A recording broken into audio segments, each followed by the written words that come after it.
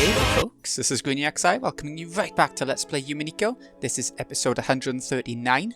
In the last episode, we were left with this again, where Angie is about to make, I guess, the choice of reading the Book of Truth to see what happened on the island, or to keep her alive. That's how it seems to be telling us in the story.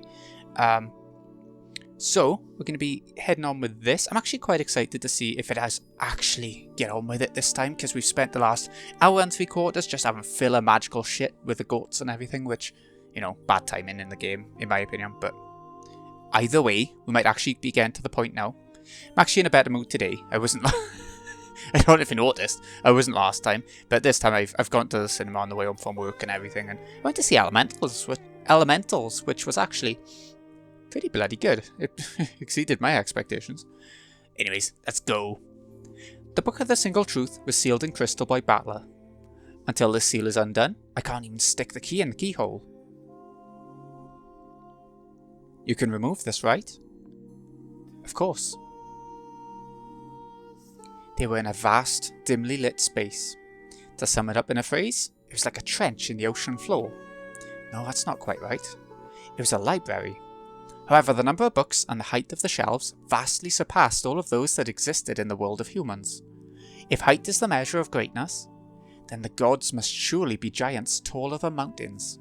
This place appeared to be a library big enough and grand enough for such gods. Each individual book was no larger than those from the human world. However, the shelves holding them stood like the walls of a valley, or rather a deep-sea ocean trench. So Angie and the others looked like little more than a few small butterflies who had wandered into this vast library. Like minuscule deep-sea fish swimming about all alone in an ocean pit. This is more like ice than a seal. If you just steal it away from Battler and put it under the rays of the sun, it'll fade away by itself as time passes. Isn't there some way to just smash it open? Do you thaw your frozen fish by smashing it with a hammer? Sorry, I was always terrible in cooking class. Kitties, thaw this seal. This song is so good. Ooh, green eyes this time. When Bencastle whispered, from the dark ocean pit deep below them, several emerald green glints appeared and gathered like a school of fish. Speaking of fish, Bencastle threw the Book of the Single Truth down to them, and only after several seconds passed, the school of fish seemed to gather around it and carry it away. Those few seconds made it clear just how deep this bookshelf trench went. Andrew was once again dumbfounded by this unimaginably vast and godly library. We can just let them handle the rest. And you really will let me see what's inside? If that's your wish, I'll grant it. And of course, I won't be able to read it myself without that key of yours. Angie silently gripped the golden key in her pocket. This journey has been so long and so strange. In search of the truth from 12 years ago, I left my home, met President Okanogi, met Amakusa, and at some point that adventure became wrapped in the illusion of the witch. However, here I am. Ashurmaya Eva's diary is here. The truth inside it is sitting right before me. Rest for a while. Even I don't have enough free time to spend it all with you. Well, I'm not really tired. Erica, serve Angie some tea or something. Yes, my master. Erica popped into existence out of nowhere and bowed to her master. Bencastle, if you plan to use me to steal both the key and the book, you won't get off easy. How dare you say such a thing to my master? Sorry. After my long experience with witches, I've decided not to trust normal words. Oh, that's fair. Very well. I'll promise it with the red truth. When the seal on the Book of the Single Truth is dissolved, you, Angie, will be the first to read it. Is that good enough for you? For some time Angie considered the witch's words, searching for some sort of trap hidden within them. There's no guarantee greater than a witch's red truth. Angie understood this well enough. If she started to doubt even this red truth, there would be nothing left to trust in this entire world. If she began to suspect even this, then even the truth would no longer be truth. Is there something more you want? No, I'm fine. If she wanted to read the Book of the Single Truth, she would need Bencastle's assistance. Angie finally realised that she had nothing to gain by complaining more and annoying this witch further. Once you've dissolved the barrier, call me right away. Of course. I also want to read it as soon as possible. I'll call for you at once. Byrne spun away from them, then vanished into the dark bookshelf trench. Angie saw a school of emerald green fish appear and follow behind Burncastle. Could those be her familiars? As she stared at the emerald lights that resembled some sort of deep-sea fish, Angie was poked from behind.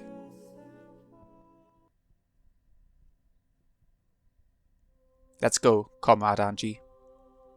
You're creeping me out, so please just call me Angie. Then you can call me Erica, Sama. Let's get going, Comrade Erica.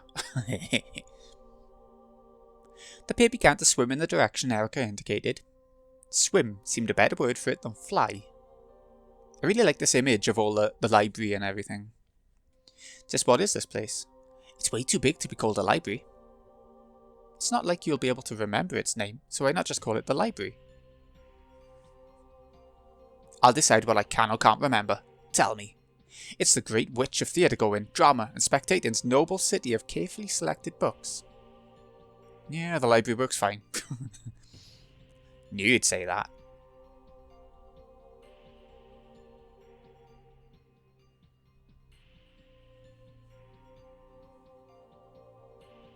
The City of Books. Yeah, the name fits. The bookshelves on either side of the canyon are skyscrapers. If I think of those emerald green lights flowing beneath us as headlights on a highway, then this really does seem like a city of books. These aren't normal books, are they? That's right. Each volume is packed with an ensemble play. They look like books from here, but if you open one up, you'll find a whole world inside. So even our long tale is only one of these. Great witches who live on a far, far higher plane than we do are hardly any different from a creator or god. From their perspective, our little tale is worth little more than a single book, if it's even worth that. From a theatregoer's perspective, our individual lives are hardly worth anything at all. If they're recording an entire world in a single volume, then my life probably isn't even worth a single line. But we're the main characters. I am, and so are you. That's right. Even if the tale of the gods doesn't mention us, we're always the main characters in the stories we write for ourselves. Becoming aware of that fact is the first thing that separates witches from humans.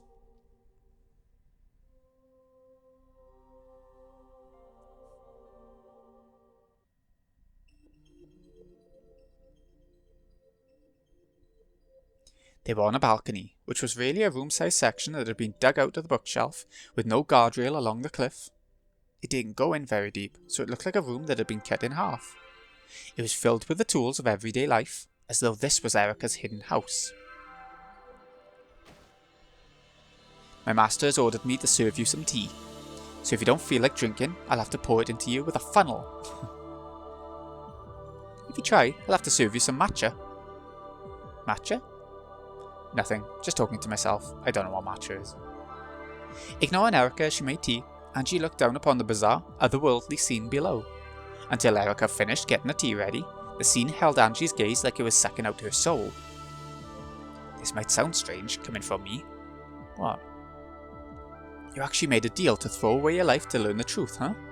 That's impressive. I had nothing to gain from life. It was easy for me to trade away the time I had left. My master really does take to idle whims. To think she would make a contract for the meaningless life of a powerless girl. Angie chuckled, not bothering to argue. That was exactly right. How incredible that Burncastle would lend her power to a worthless life that was trying to throw itself away. Well, my master is the witch who controls miracles, so it makes sense that she'd appear even for a worthless girl like you. Good point. Even if Burncastle hadn't appeared, I still would have taken that step off the edge that day. You really are a cheap and easy woman, aren't you? Well, just how much are you worth? Me? The way Erica cackled was disturbing. Still, Angie realised that this was her way of answering the question. People don't become witches of their own choosing. If they're capable of living, all people want to live their lives as humans. When something comes along to trip up that life, that's when the road to living as a witch opens. Even Frodo, Erica, who calls herself the Witch of Truth, must be like this. The two witches of truth, sitting here drinking tea without even looking at each other, are exactly the same. I like exposing the truth. I know that.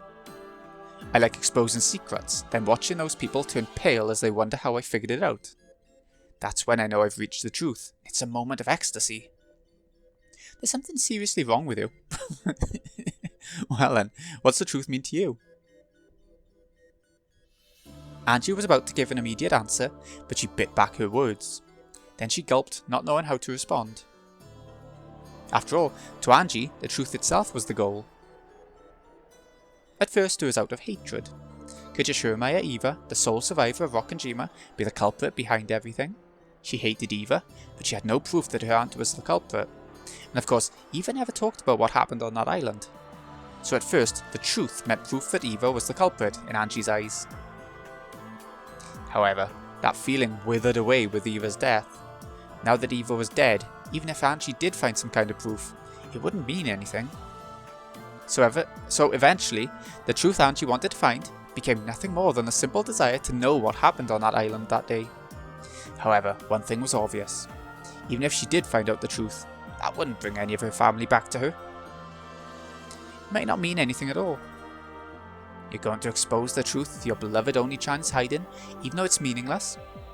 You're the one who's not making sense. Erica laughed mockingly. Angie laughed too, as though she agreed.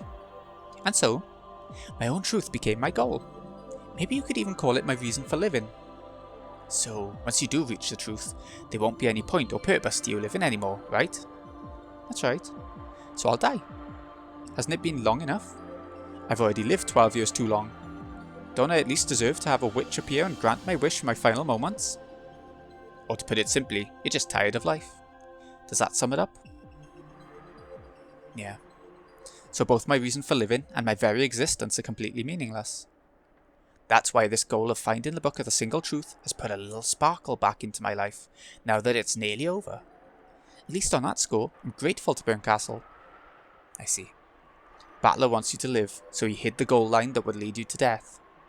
I think I pity Battler-san for the first time. After all, you can't choose your little sister. Sorry, Oni-chan. I'm tired of life. For 12 whole years, I've been living off nothing but the illusion that someone might come home someday. Just let me find peace already. Finding the truth of that day is how I've chosen to mark the end of my life. For 12 years, I've believed in a miracle, but there is no miracle. I won't believe in miracles anymore. The book of the single truth, huh? Of course, I'm also dying to find out what's in it. But from what I hear, it doesn't sound like the truth inside is something spectacular enough to mark the end of your life with. Yeah. At first I hoped there would be something earth-shattering in it. But now I've calmed down, I guess you could say. Any truth searched for by a worthless person is bound to be worthless. It'll probably make for a fitting end to your worthless life. Yeah, I'm sure it will. Angie was already starting to realise something. Regardless of Eva's reason for staying silent, the real events of that day probably weren't anything earth-shattering. Some sort of malfunction made the bomb in that secret underground base explode. Yes. It was just an accident. But the public already believed that some sort of conspiracy surrounded the events of that day, so that's what they expected. Eva was a suspect herself, so of course no one would believe her claim that nothing strange happened. Naturally, Angie didn't believe her either. In that case, shutting up like a clam would be better than the alternative. It was hardly surprising that Eva chose to say nothing. Right now, I don't feel any sense of accomplishment. I just feel sort of worn out and listless. Being able to withstand the truth is what makes someone a witch of truth. Comrade Angie, looks like you don't possess that strength after all. If you did, you wouldn't be thinking about dying. You're right. I've dreamed that someone might come back for 12 years. I've just used Beatrice's cat box to shut away the truth, denying it for all that time. When you read the book of the single truth, I wonder what'll happen to you. Who knows? Won't Burncastle carry out the contract by slicing my head off with a scythe or something? Or will I be turned into chunks of meat again? Maybe I'll get some salt and pepper this time. I see. So that's where the chunks of meat thing came from. Did you say something? No, nothing at all. Anyway, would you like some more tea? No, thank you. Angie listlessly gazed down from the balcony with no handrail. Down into the darkness of the abyss at the bottom of the bookshelf ravine. No, the gap between the bookshelf skyscrapers. From the beginning until the end of my journey, I haven't taken a single step away from this spot. This journey of mine, not even a single step long, will end soon.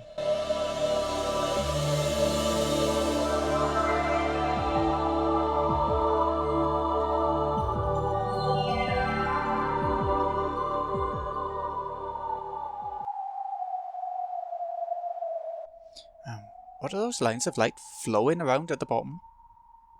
Oh, those? Probably a group of guests coming to the Great Lady Aurora's party. Guests? Great witches from the Senate, Voyager witches who are trying to escape boredom in their endless travels, powerful witches who have woken from century-long sleeps, as well as witches who control the future world, and noble witch hunters.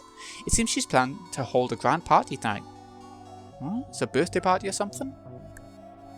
From what I've heard, while the Great Lady Beatrice, the Endless Witch, is an outsider among witches, she's also the genius who created Beatrice's cat box out of a formidable magical compendium, an endless factory capable of producing endless tales. From my point of view, she's just stupid and a weak finisher, but in the world of great witches, she's apparently pretty famous. So this is Beatrice's birthday party? My master says she'll be holding a dinner party with Beatrice's guts. After all, it's only natural, right? The cat box was only able to generate infinite tales because there was no single truth. However, tonight, the single truth will be revealed thanks to your key. And that means the cat box will be opened.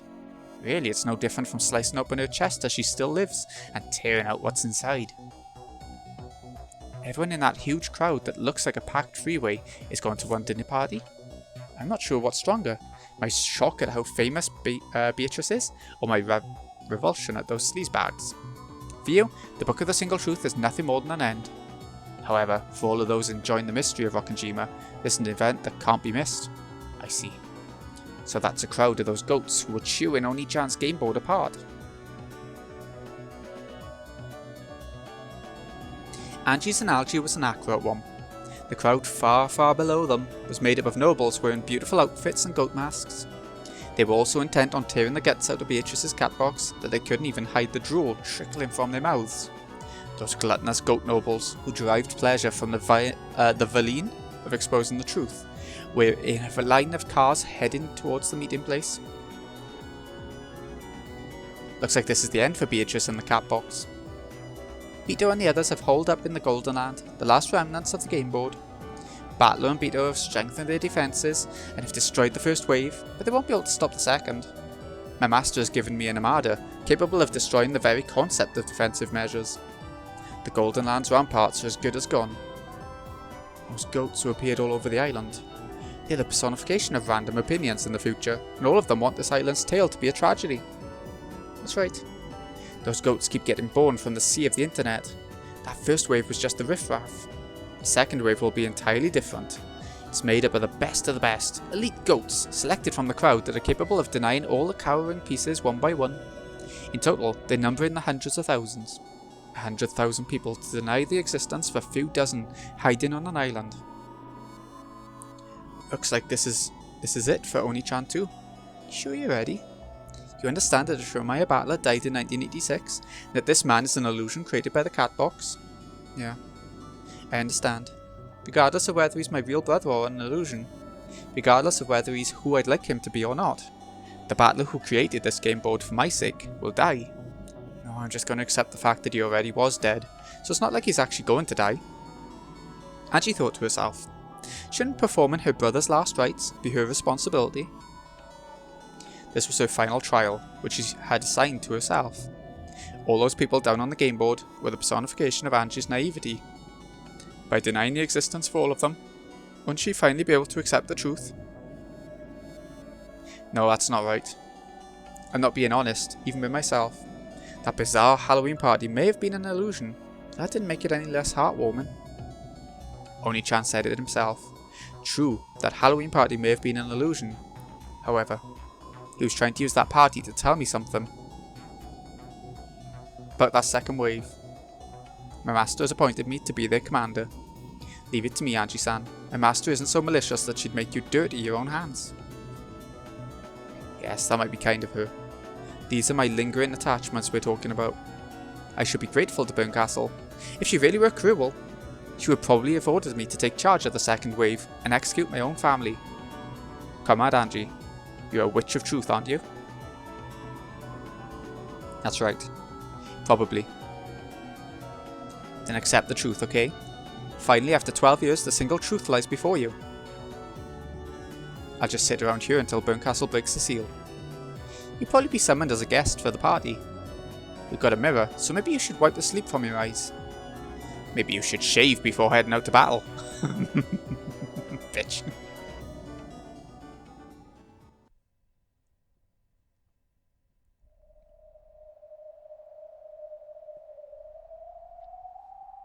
It floated in the empty air, the door to the Golden Land. At its base there was nothing except some floor tiling about as thick as a rug, so it was fairly hard to imagine that this was Kinzo's study. By this point, all the game board except the Golden Land had been eaten away, leaving only this door floating in a sea of nothingness. There were two shapes in front of that door. They were Battler and Beto. They may not have been literally covered with wounds, but they definitely seemed to be dead tired. Battler, leaning against the door, seemed to have finally caught his breath. Beto was also sitting against the door, letting her legs dangle gracelessly. Could the battle against that force really be called a battle? It was more like a mere pushing contest on the increasingly small bit of ground that remained. They'd wanted to protect at least Kinzo's study no matter what, and the only fruit of their desperate struggle was the thin bit of flooring that they were sitting on now. Those goats fell into the abyss whenever they had nowhere to stand, so now, with so much of the floor gone, there was no way for them to attack anyone. If Battler thought this, his naive hopes were quickly crushed. Looks like we're surrounded. They probably plan to gather their forces and crush us in a single stroke.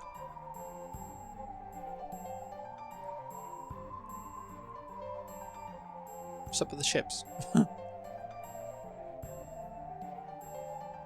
Stretching across the ocean horizon that surrounded the door at their backs was an encirclement of countless large sailing ships. As they could clearly see, the decks of those ships were packed with goats, with some of the more foolish and overeager ones spilling over the edges into the emptiness below.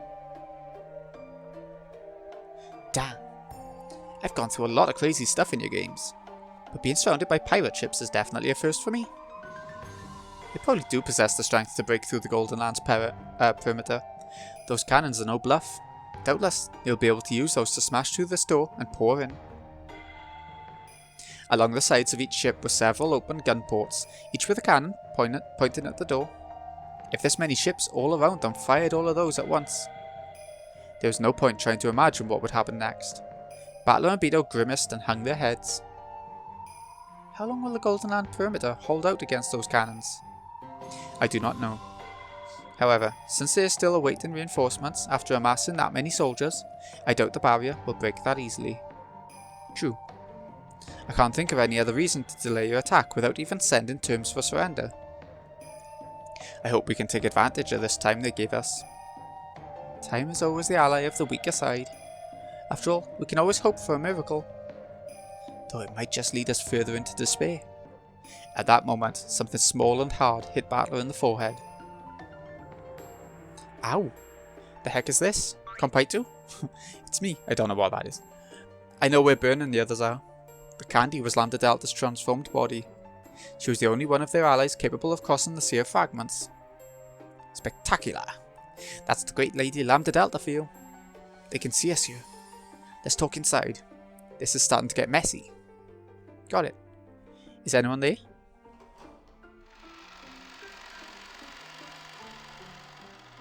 When Battler knocked on the door, it opened, and Shannon and Cannon came into view. You called for us?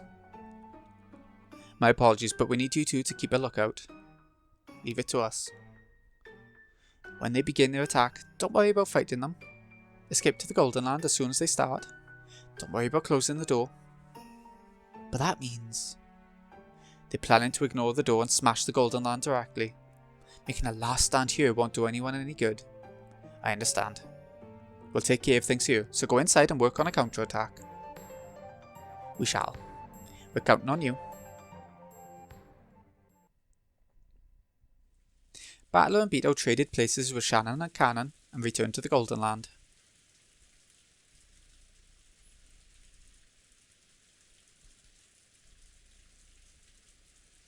A gentle rain poured down over the Goldenlands rose garden.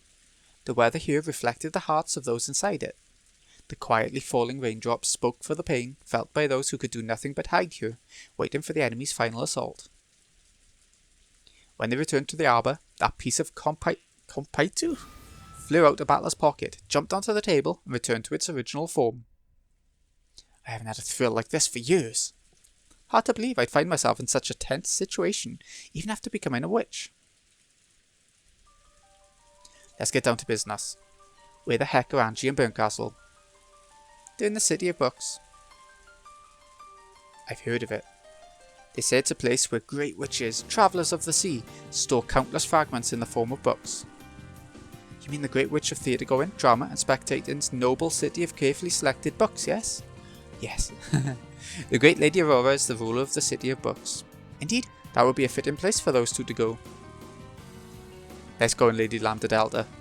Hard to believe you could pick out that spot so quickly from all the other possible hiding places. Actually, it was pretty easy. I didn't even have to search, since they're advertising it as loud as they can. They're planning a huge party to celebrate the announcement of a great secret. The secret to the cat box of the great Lady Beatrice, the Endless Witch. I see. They haven't been delaying their attack because they await reinforcements, but because the party has not yet begun. So in this party, they plan to use Angie's key and reveal the contents of the Book of the Single Truth. You've got it. Aurora hasn't held an event like this for ages, and she's gathering VIP guests from all over the place.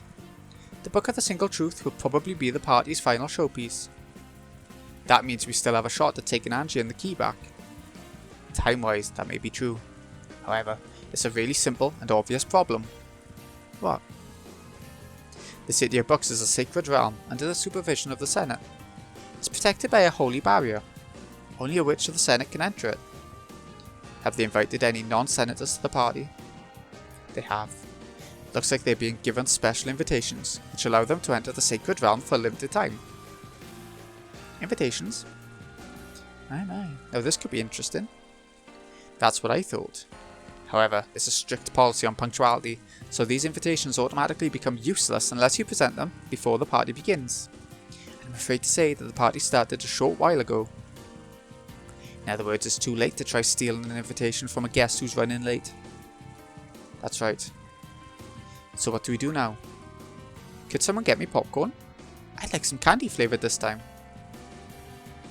As an outsider, I hate to barge into this conversation, but we seem to have no options left. We're already done for, aren't we? Can't we do anything except sit here until they attack? There must be something we can do. That's right. There's just one thing we can do. What's that? We can keep on struggling for each second of survival and hope for a miracle. A miracle? So we're stuck defending the Alamo. Surrender isn't an option. We can only hold out as long as we can, waiting for a miracle. I hear you. What kind of miracle? There's a chance, maybe 1 in a million, that Angie will change her mind for some reason and come back. With a probability such as that, it truly would be a miracle. We are here to await Angie-san's return. Yes. This right here is the only place Angie-san can call home, so we must defend it to the last minute, waiting for her to come back. Awaiting for the return of one's master is a servant's duty. Now that we are here, I Goda am prepared for whatever may come. Battle-sama, all of us are prepared. We of the Chester Sisters Imperial Guard will fulfill our oath and remain by the great Lady Beatrice's side until the bitter end. 45 here, no problems. I will fight until the end. Finally, a fitting place to die, yeah? No problems from 410, yeah? The 7 Sisters of Purgatory will stay with Beatrice-sama and Battler-sama until it's all over. The 6 younger sisters also showed the resolve with their eyes.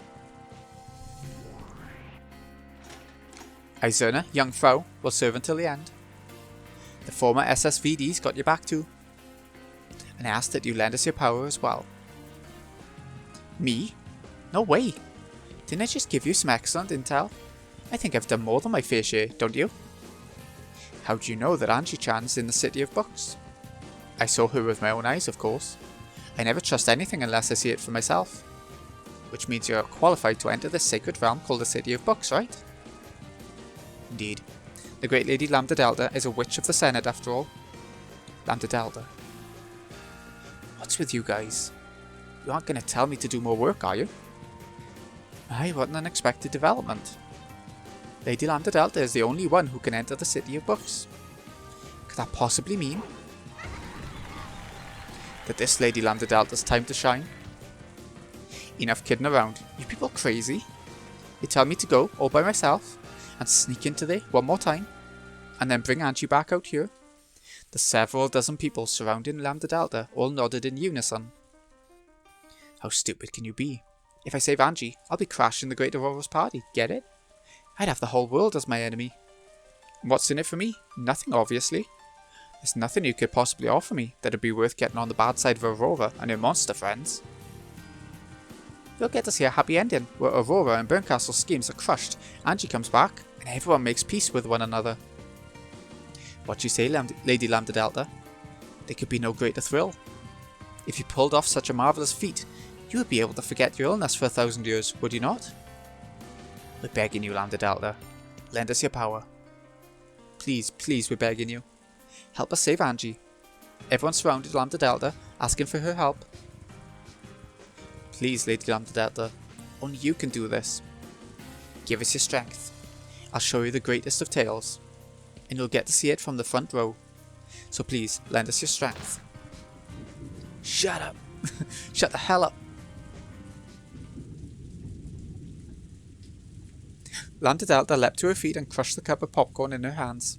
Sweet, candy-flavoured popcorn flew all over the place, hitting everyone in the face. It might have looked funny. However, no one laughed. Lambda Delta's face was filled with a rage that none of them had seen before. Please stop getting the wrong idea. I'm a spectator. A spectator! I'm just a guest who was invited by Beto to come and watch this game. So why should I risk my life for you people? You think you'll get a happy ending if Angie comes back? You really that stupid? Byrne and her forces will come sweeping through here, mad with rage, and wipe us all out. There's only one reason I'm here, and that's because Leon over there said I'd get to see an interesting show. Yeah, now I'm sure I'll get to see a sublimely interesting tale very soon. A sad, sad tragedy as you fight desperately against Byrne's forces and get wiped out one by one. Oh, I'm sure you'll each get one last time to shine as you're torn apart.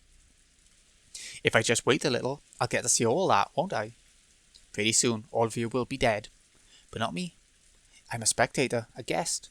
There's absolutely no reason for me to die with you.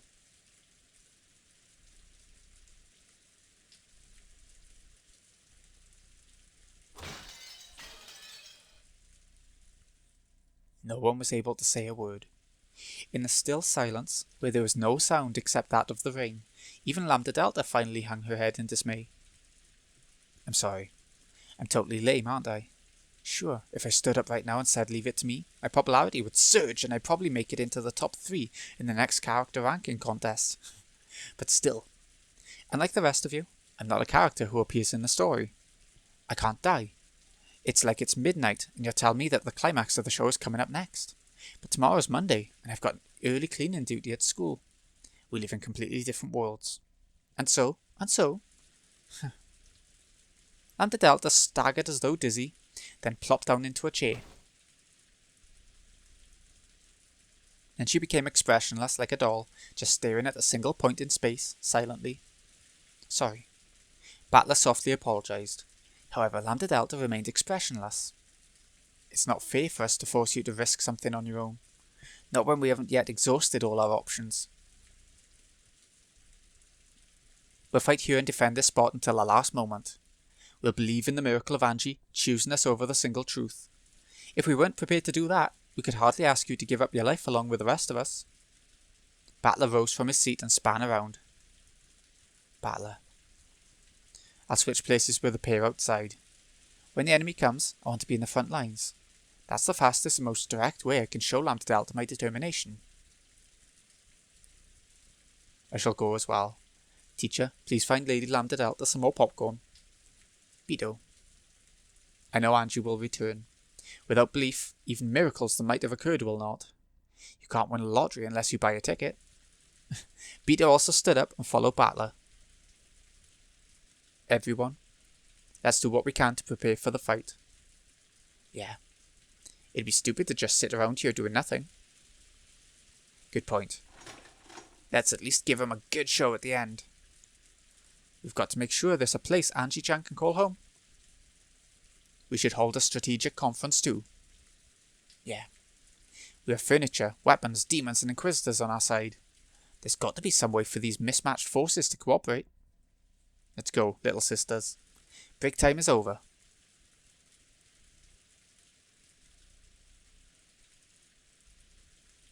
Chester troops, rise. The humans and illusions all rose to their feet and left the arbor.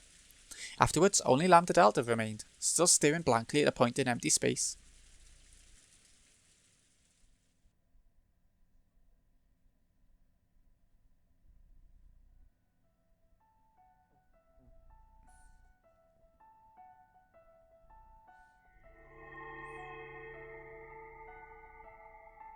That black tea smells nice. Is it instant or from a tea bag? Oh, would you like some too, Comrade Eva? We're out of cups, so you'll have to use a funnel. A gold butterfly drifted onto the balcony and turned into Eva. How's Burncastle doing? Will it be a while longer before she breaks the seal on the Book of the Single Truth? That's what I came to talk about. She says the seal has been broken.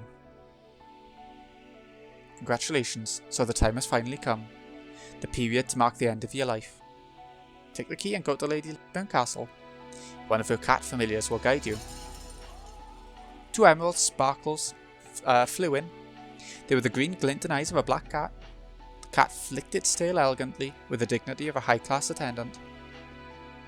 Got it. Then I'll be back in a bit. Angie rose from her seat. She did it casually, as though she really was just heading out for a short trip. However, her lips would probably never touch her half-finished cup of tea again. We went together long, but I enjoyed it. Getting to learn what disgust for your own kind is like was an enlightening experience. Same here. Next time we meet, you'll have to teach me the trick to making tea this terrible. You happy? Now you'll finally get to learn that secret I've been hiding from you these past 12 years. I'm happy. Yeah, now I can understand how Erica feels. It's like I'm taking a shot back at you, exposing the secret that you kept until your death. And is it a good feeling? It's better than nothing. Angie nodded towards the black cat to let it know that she was ready. The cat nodded back in a refined manner, indicated that it wanted Angie to follow, and leapt from the balcony. Without turning back, Angie followed it, jumping out into the air as though swimming. Eva watched her go. An expression of ridicule and scorn failed to cross her face. Good luck, Angie. This is the path you've chosen. You aren't 6 years old anymore. You're 18. Choose how to live your own life. What an overprotective aunt you are. I'm going to watch the ceremony. What about you? It's almost time to begin the attack, so I'm heading for the ships. I've got to go pick up Bito's corpse. Everyone at the party can have her guts, but I get to keep her skin, so let's stuff and mount it. So even Rokkenjima's tail, which was wrapped in a veil of mysteries, is about to meet its end. Which means it's also the end for you. I mean, you're a piece from there, right? A piece is all I am. The role of a piece is to remain faithful to its role until the game ends. It's not a piece's place to worry about what happens after the game is over. True. And it's the same for me. Let's both enjoy this time while we have it. Well then, allow me to take my leave.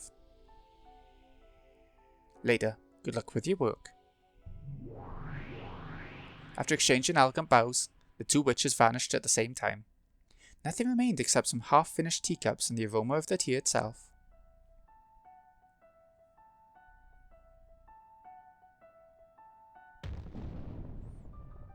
One after another, luxury cars stopped in front of a high-class hotel in the city, and guests began to step out of them.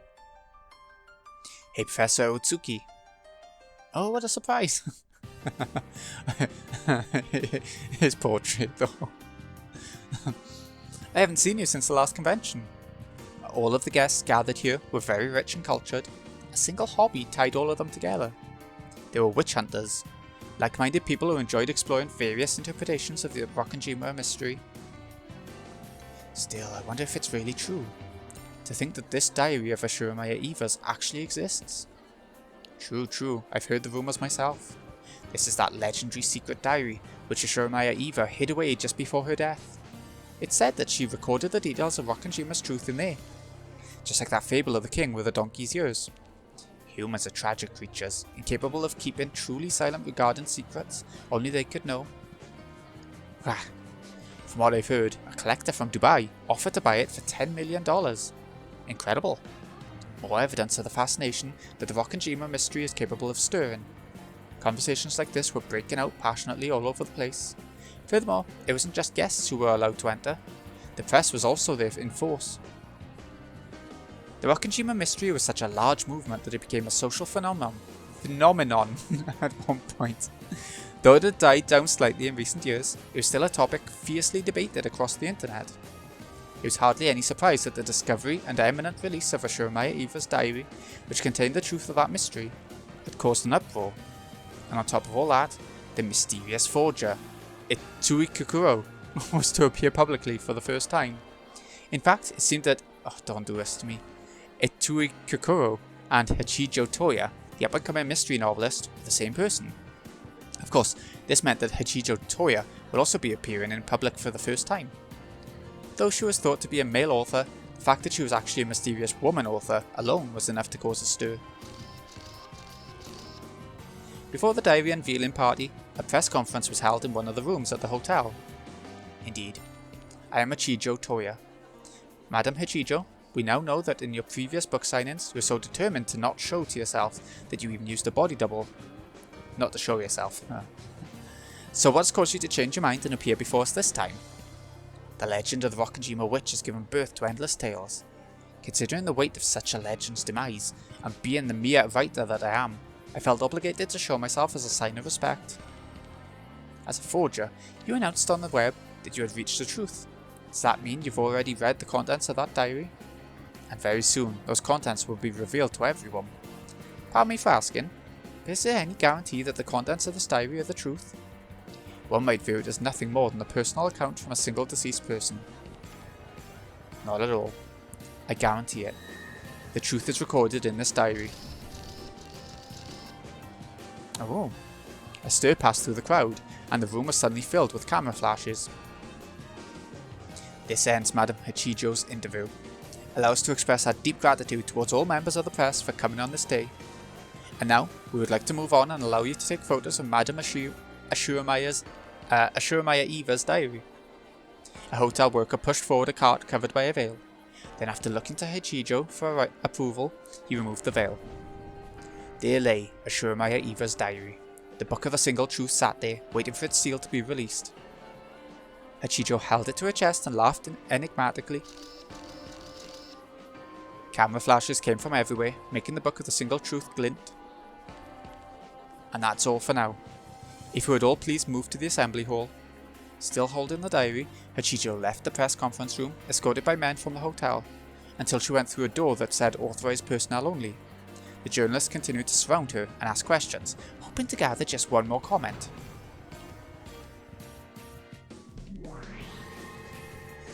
When the door slammed shut, the world twisted. The hotel employees became black cats wearing capes. Hachijo had turned into feathering. Things are getting pretty crazy out there. Did you enjoy it? How tiring. Still, that went well. And yet this diary truly is hairy.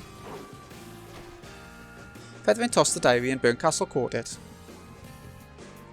I will rest in one of the waiting rooms. You're going to be up again pretty soon. There's no time to rest. In that case, call it a short break so that I can properly enjoy this long-awaited excitement. I need to borrow that book. I promised Angie that I'd show her first.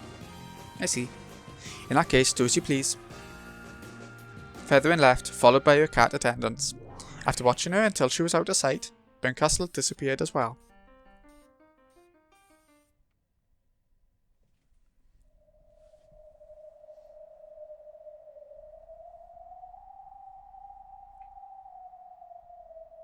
Like Erica's room, Burncastle was a balcony without a handrail, dug out of a bookshelf cliff. Angie had been kept waiting for some time, but she had waited patiently, looking down at the world below her. I'm late, aren't I? Sorry about that. After Burncastle appeared, the black cats gave a bow and vanished. Here you go. I brought it with me. The Book of the Single Truth. Can I touch it? Do as you like. Barncastle set it on the table and beckoned Angie forward. Slowly, Angie approached it. So, this is Aunt Eva's diary. That's right. Inside it, you'll find the single truth that you wanted. You do have the key, right? Yes. Right here. Angie took the key out, looked at it there on her palm, and gripped it tightly. Even the heavy lock that held the diary so securely was fated to be swept aside easily as soon as Angie readied herself. I won't rush you. You don't have to open it until you're ready. This includes the truth of what happened at midnight on October 5th, 1986, right? Yes. It has everything that you wanted to know so much, you offered up your life. In that instant, two Angies appeared inside of her, taking control of her body at the same time. On the one hand, she knew that she had already paid a great price to learn the truth. This part of her gripped the key, wanting to avoid a second of hesitation that might lead her to refuse to learn the truth now, at the final moment, with the Book of the Single Truth right before her. On the other hand, a feeling as though she was betraying the brother and family who watched over her warmly made her bite her lower lip. However, though she shook, she could do nothing but watch as her right hand slowly brought the key towards the lock. What am I hesitating for? Inside this diary is the final destination of my sad, painful, 12-year-long journey. Wasn't 12 years long enough? Do I want to keep living that way? That brother is an illusion created by my heart, my naive hope that a miracle might still occur. If I put my two options on a scale, then the path I should choose is clear. Slowly, I pushed the key into the lock and twisted. The lock opened with a click, and at the same time, it felt as though a crack ran through the key in my hands. Maybe a part of that intricate design had fallen off. I couldn't tell where it was broken just by glancing at it. However, for some reason, its golden glint seemed dull somehow. It's because you've made your choice with that key. A bit of magic has disappeared. What kind of magic? Didn't Battler tell you? He said you couldn't hand that over to anyone else. That magic, which left the decision to you, has just fulfilled its role and disappeared. That key is just a key now. It can't do anything but lock and unlock that diary. I see. Then, I guess I have no more use for Only Chance Key. Can I have it? Once you've read the diary, I'll lock it up again. Opening that lock will be a big part of tonight's ceremony, it seems. I see. Do whatever you want. I don't give a damn what happens after I find the truth. Barncastle slid the key from where it lay on the table and put it into her pocket. Go ahead then, before the courage that led you here fades. I lifted up Aunt Eva's now unlocked diary. The lock was unset. Even the hinge had been released by now. Nothing stands in the way of me opening to the pages within. I thought of taking a deep breath. However, I decided against it. I prepared myself for this long ago. It'd be so stupid to fuel my reluctance further.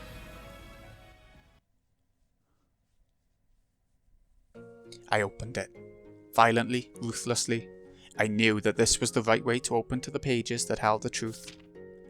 As soon as the cover was opened, a brilliant light poured out, and my mind went hazy. The truth was sent to my mind directly, without letters or words. Tell me what happened that day on Rokkenjima.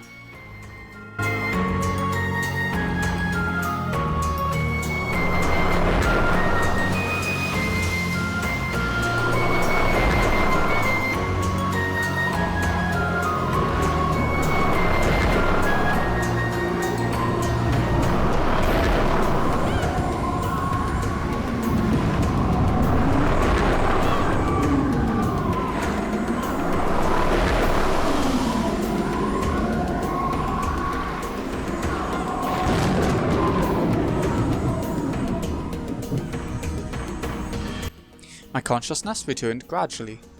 Nothing was written in the open book before me.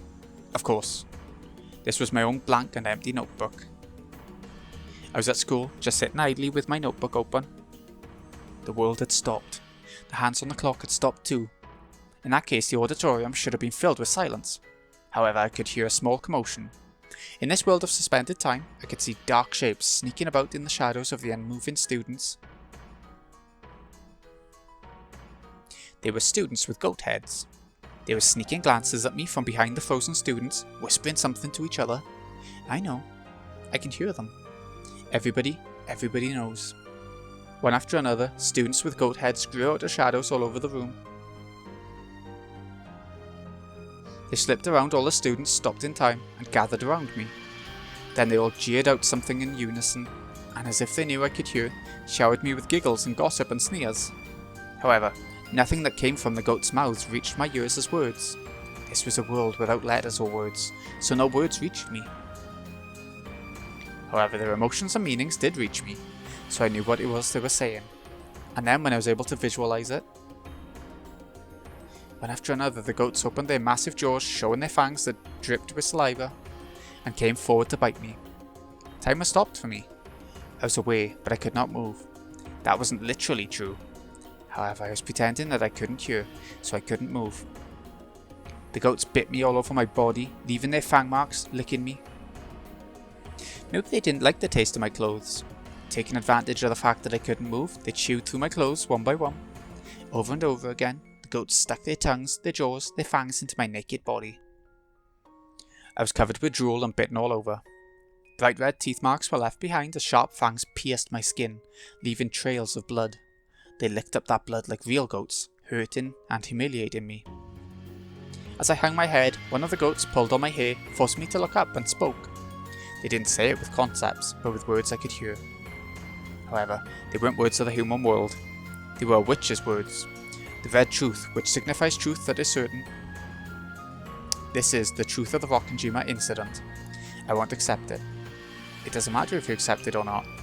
This is the truth. After all, it's not actually going to tell us, is it? I won't accept it. I won't. I won't accept the truth like that. Like that. Whether you accept it or not, that doesn't change the truth. After all, this is the single truth, proven in red. Who cares about the truth? So stupid, so pointless. I'm the one who gets to decide if that's the truth or not, right? Even if it's red truth, I won't acknowledge it, won't forgive it, definitely won't accept it. The red truth is absolute? Who for? It's absolute for you guys, right? Not for me. I won't let you contaminate my truth with yours.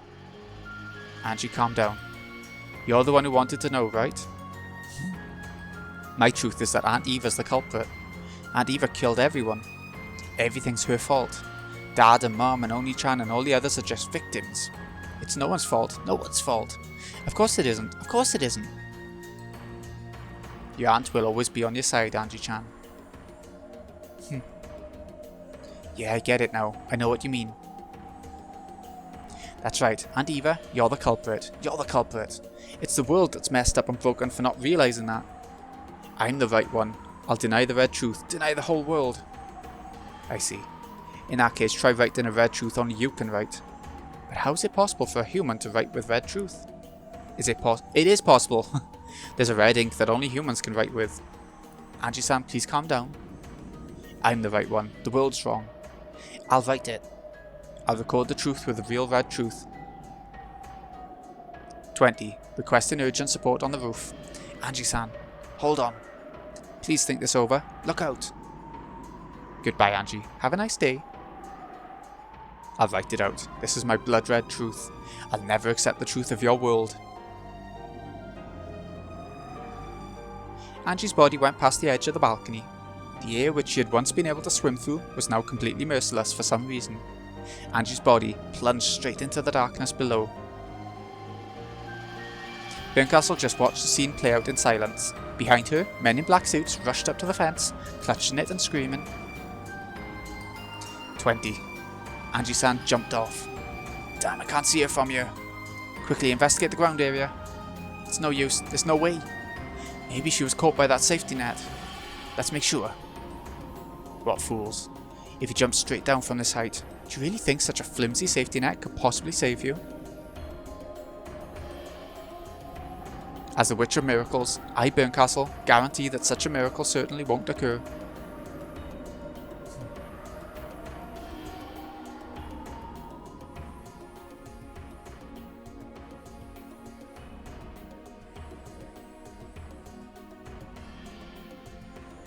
Angie's body fell from the skyscraper-like bookshelf and slammed against the floor of the City of Books.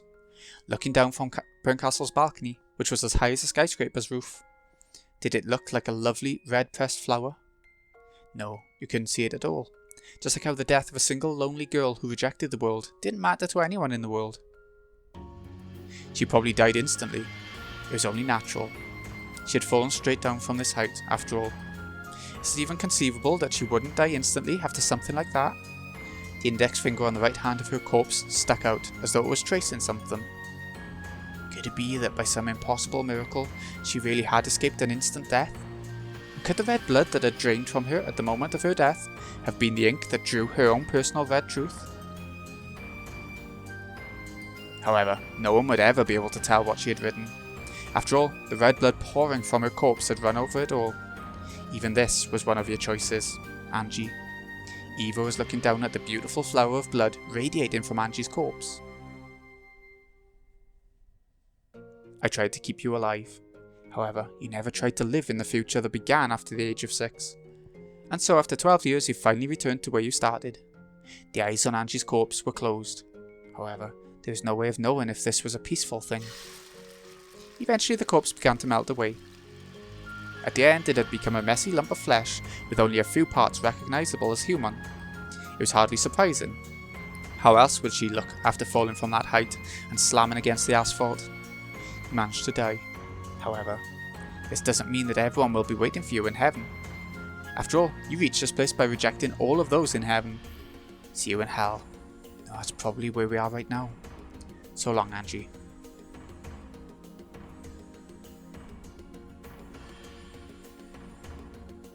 Ah, Eva. Perfect timing. Did you call for me, my master? Clean up the scrap meat for me, if you wouldn't mind. I'm going to take this back. In Berncastle's hands were the key, which had lost its magic when Angie made her decision, and the Book of the Single Truth, which had been locked up again. As you wish, my master. After looking down one more time, Berncastle vanished. When she had gone, Eva summoned some cat familiars and ordered them to clean up. The black cats gathered Angie's flesh and scattered limbs and threw them into a tin bucket. Even in this miserable form, Angie's soul was still living. Perhaps living is a poor description. She was unable to die. From now on, forever, she would drift along in the deepest depths of oblivion, covered by the dust of oblivion, until she finally disappeared. She continued to question herself. What did the truth mean to her? What was right, and where was the place she could call home? As her flesh began to cool, even the energy to ask these questions began to fade. Eventually, she would forget her everyday memories and even the reason why she was suffering. However, there was one thing she would never forget. That was the anguish. From this point forth, she would suffer endlessly without even knowing why. By the time the cats finished flinging her corpse into the bucket and dumping it into the sea of nothingness, Angie had forgotten even her own name.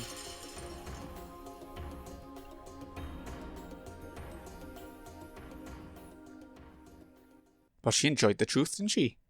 From what I can gather, she rejected the truth when she read it, and still had to jump. She said she was going to. It was part of the deal with Berncastle. What's this sound I keep hearing? Yeah, it must be the sound of rain. In that case, what are those two bright lights coming towards me? I don't know. However, they came at me with a screeching sound and stopped right in front of me. A blaring noise came at me over and over. Whatever's shining those bright lights is threatening me. It's probably telling me to get out of the way. However, I was incapable of moving even a finger. There was sound and a car door opened. Car. Door. Apparently I was lying on asphalt under the pouring rain. So, she lived, yeah? Really? I mean, in the magic sort of stuff. No. But in the real world, where she jumped off a skyscraper and she's on the road. Not sure. Anyway, that's where we're breaking it off today. Still no actual facts coming out of the game. But maybe next time? I keep saying that. Just never seems to happen. Anyways, this has been Greeny XI. Hope you've enjoyed. Thank you so much for watching. I'll see you again in a bit. When we see what happens next with Angie. It looks like it's carrying on with Angie anyway. Thanks again for watching, folks. See you again in a bit.